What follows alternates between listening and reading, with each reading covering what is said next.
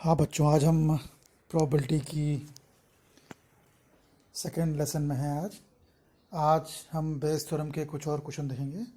Base theorem मतलब conditional probability. इसमें क्या करते हैं हम, we have to find the probability of an event when one event had already occurred. हम किसी एक ऐसे इवेंट की प्रोबेबिलिटी निकालते हैं जबकि उससे पहले कोई एक इवेंट हो चुकी है। P E one by A, even जो न्यूमरेटर में लिखा है ये वो इवेंट है जिसकी प्रोबेबिलिटी निकालनी है। ए क्या है? वो इवेंट जो ई वन से जस्ट पहले हुई है। फॉर्मूला क्या है बेटा? देखिए एक बार फिर से, P E one by A, P E one into P A by E one divide by P E one P A by E one plus P A two P A by E two. ऊपर E one था left side में, तो right side में P E one उल्टा, P E one as it is आ गया। फिर P E one by A उल्टा हो गया, P A by E one हो गया। ये पूरी चीज़ P E one P A by E one नीचे आई, प्लस में जहाँ ई वन था वहाँ ई टू कर दिया हमने, P E two P A by E two. इतना मुश्किल फॉर्मूला नहीं है, आप एक बार लिख लिख के याद करेंगे तो आपको याद हो जाएगा ये। आगे चलते हैं बेटा, क्वेश्चन 4 देखते हैं, एक्सरसाइज 13.3 का। क्या बोल रहा है? In answering a questions on a multiple choice test students either knows the answer or guesses. जब कोई व्यक्ति एमसीक्यू टेस्ट दे रहा है तो या तो वो आंसर जानता है या गैस तुक्का लगाता है। तो प्रोबेबिलिटी क्या दी है? Let 3/4 be the probability that he knows the answer. वो व्यक्ति आंसर जानता है, उसकी प्रोबेबिलिटी है 3/4, and 1/4 be the probability that he guesses. और 1/4 इस बात की प्रोबेबिलिटी की वो गैस कर रहा है, तुक्का लगा रहा है। Assuming that a student who guesses at the answer will be correct with probability 1/4, इस बात की प्रोबेबिलिटी कि उसने गैस लगाया और आंसर सही निकल गया, प्रोबेबिलिटी है 1/4।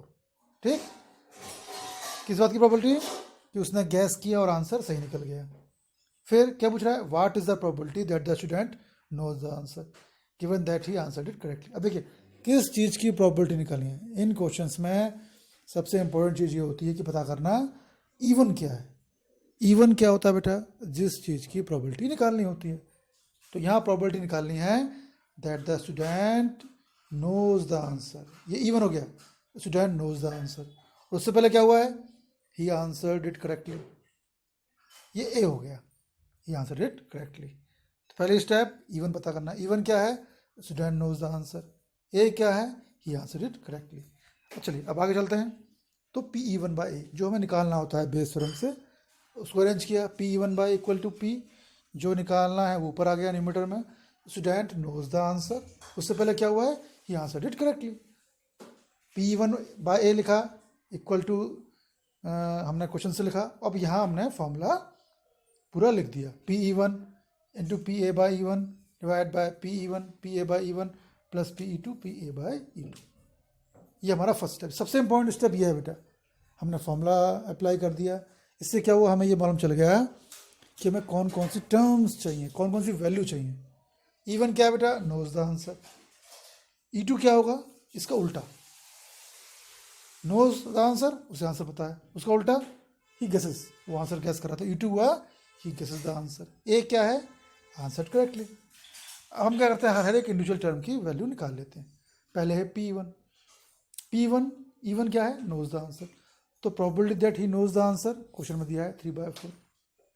P A by one, P A by E one, इसको कैसे पढ़ेंगे? इसको पढ़ेंगे डिनोमिनेटर से, इवन और फिर ए, इवन के बाद एक ही probability. E one knows the answer, A correctly. तो नोज द आंसर, आंसर जानने के बाद किसी व्यक्ति द्वारा आंसर सही देने की प्रोबेबिलिटी। तो बेटा ये साइकोलॉजिकल फैक्ट है, अगर किसी व्यक्ति को आंसर पता होगा तो वो आंसर सही ही देगा। तो हम बिल्कुल श्योर हैं, अगर किसी व्यक्ति को आंसर पता है तो वो आंसर सही देगा। तो ये श्योर इवेंट मतलब प्रोबेबिलिटी 1 हो गई, पढ़ा आपने छोटी क्लासों में। फिर P E two, E two E one का उल्टा, E one knows the answer, E two E one का उल्टा, नोज द आंसर का उल्टा not knows the answer. Probability दी हुई है क्वेश्चन में 1/4। फिर P A by E two, कैसे पढ़ेंगे? नीचे से ई टू और उसके बाद एक ही probability, E two not knows the answer, A correctly. कोई व्यक्ति आंसर नहीं जानता है और उसने आंसर सही दिया, तो ये हो गया 1/4। अब देखिए हमने फॉर्मूले के हर एक कंपोनेंट की वैल्यू निकाल ली है। अब रखिए वैल्यू फॉर्मूले में, फॉर्मूला एक बार फिर से लिख लीजिए, कहीं मिस्टेक ना हो जाए, हम गलत टर्म गलत जगह ना लिख लें। PE1/A equal to PE1 PA/E1, denominator में PE1 PA/E1 plus PE2 PA/E2। हमें सबकी वैल्यू पता है, हमने वैल्यू रख दी। एक बार लास्ट में चेक कर लीजिए, प्रोबेबिलिटी लेस देन 1 होनी चाहिए, है क्या? डिनोमीटर न्यूमरेटर से बड़ा है क्या? हाँ है, देखिए 12/13। डिनोमीटर न्यूमरेटर से बड़ा है मतलब ये लेस देन 1 है, आंसर सही है। फिर आगे आइए, अगला क्वेश्चन देखते हैं बेटा, इंपॉर्टेंट क्वेश्चन है। A laboratory blood test is 99% effective in detecting a certain disease when it is in fact. जब हम ब्लड टेस्ट कराते हैं तो एक पर्टिकुलर टेस्ट 99% केसेस में अगर बीमारी है तो सही सही उसका पता कर देता है। However, it yields a false result also. 0.5% cases में वो गलत रिजल्ट भी देता है, मतलब एक हेल्दी पर्सन को भी बीमार बता देता है।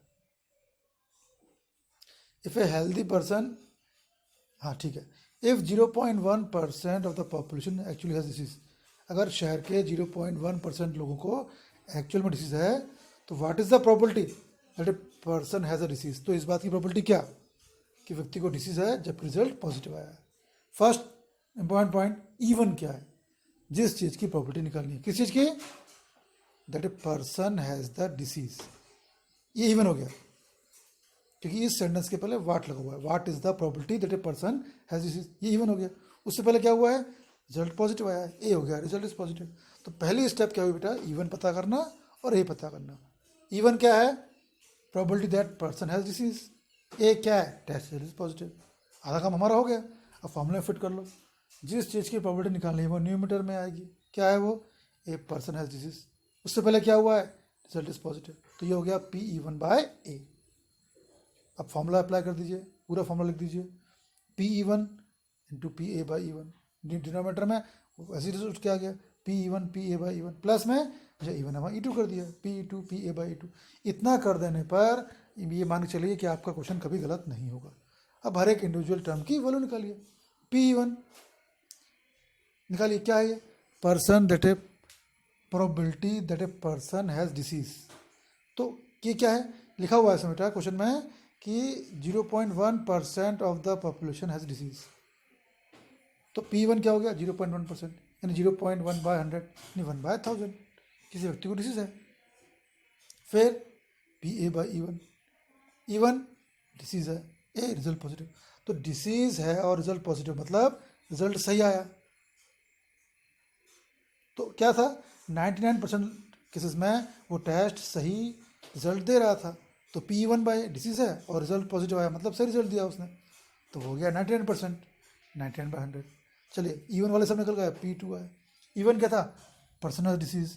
E2 क्या होगा? E1 का उल्टा, it does not have disease. तो डिसीज की प्रोबेबिलिटी ही 0.1%, है ना। शहर के 0.1% लोगों को बीमारी थी, तो कितने लोगों को बीमारी नहीं है?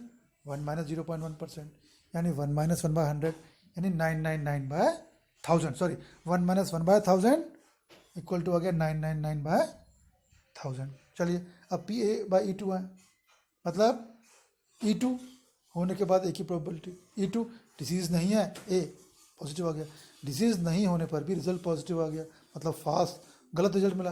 तो फॉल्स रिजल्ट की प्रोबेबिलिटी है बेटा 0.5% यानी 5/1000। चलिए अब हर एक इंडिविजुअल टर्म की हमने वैल्यू निकाल ली है। रखिए फॉर्मूले में, PE1/A कितना हो गया? PE1 into PA/E1 divide by PE1 PA/E1 plus PE2 PA/E2। हर एक टर्म की रख दी वैल्यू हमने, 22/133।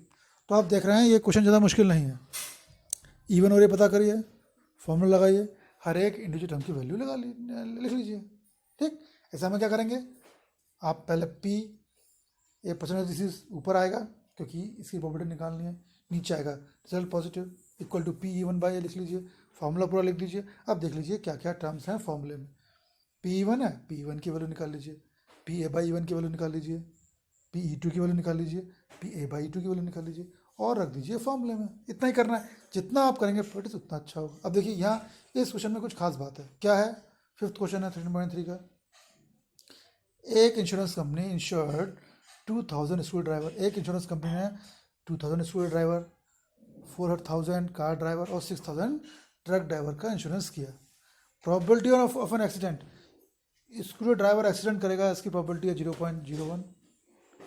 कार ड्राइवर एक्सीडेंट करेगा, इसकी प्रोबेबिलिटी है 0.03।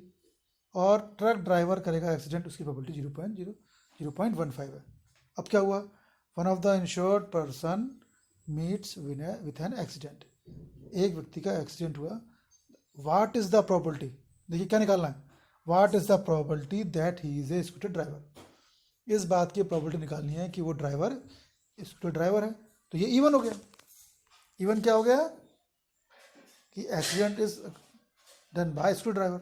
उससे पहले क्या हुआ है, उससे पहले हुआ है an insured person meets with an accident, उससे पहले एक्सीडेंट हुआ है तो नीचे हुआ। तो लिख लिया हमने, पी न्यूमरेटर में आ गया स्कूटर ड्राइवर, नीचे आ गया एक्सीडेंट, ये हो गया पी इवन बाय ए। अब देखिए इवन क्या है, स्कूटर ड्राइवर। अब यहाँ ड्राइवर तीन तरह के हैं, स्कूटर, ट्रक और कार। तो यहाँ E1, E2, E3 तीनों आएगा। ऊपर आ गया P1 PA बाई E1, नीचे आ गया P1 PA बाई E1, फिर नीचे E2 आ गया, नीचे E3 आ गया। P1 PA by E1, P2 PA by E3, P3 PA by E3। चलिए P1 E1 क्या है, scooter driver, E2 car, E3 truck driver, A accident है। अब P1 उस ड्राइवर के स्कूटर ड्राइवर होने की प्रोबेबिलिटी कितनी हुई, स्कूटर ड्राइवर कितने हैं 2000, टोटल ड्राइवर कितने हुए 2000 प्लस 4000 प्लस 6000 यानी 12000। तो देख लो ड्राइवर की प्रोबेबिलिटी हो गई 2000 बट 12000 1/6। ऐसी कार ड्राइवर की हो गई 1/3 और ट्रक की हो गई 1/2। ये हो गया। चलिए अब P A बाई E1 निकालते हैं। E1 scooter driver, A accident, scooter driver का एक्सीडेंट हो, इसकी प्रोबेबिलिटी क्या है 0.01 यानी 1/100। PA बाई E2, E2 क्या है कार ड्राइवर, कार ड्राइवर करे एक्सीडेंट, इसकी प्रोबेबिलिटी है 0.03 और ट्रक ड्राइवर की है 0.05। अब ये सब वैल्यू मालूम चल गई, हमने रख दी फॉर्मूले में, ठीक है ना। सिंपल कैलकुलेशन किया, आंसर आया, चेक कर लिया कि आंसर लेस देन 1 है। कि कभी कभी क्या होता है बेटा, इन क्वेश्चंस में कैलकुलेशन में हम प्रोबेबिलिटी जो है 1 से बड़ी निकाल देते हैं। सिंपल ध्यान से कैलकुलेशन कीजिए और प्रोबेबिलिटी 1 से छोटी आ गई। तो बेटा आज हमने क्या किया, आज हमने बेस में कुछ और क्वेश्चन किए। 13 पॉइंट तो बेटा बहुत इंपॉर्टेंट एक्सरसाइज है, फॉर्मूला अच्छे से याद करिए और फिर मार्क्स कोई कहीं से कट ही नहीं सकता।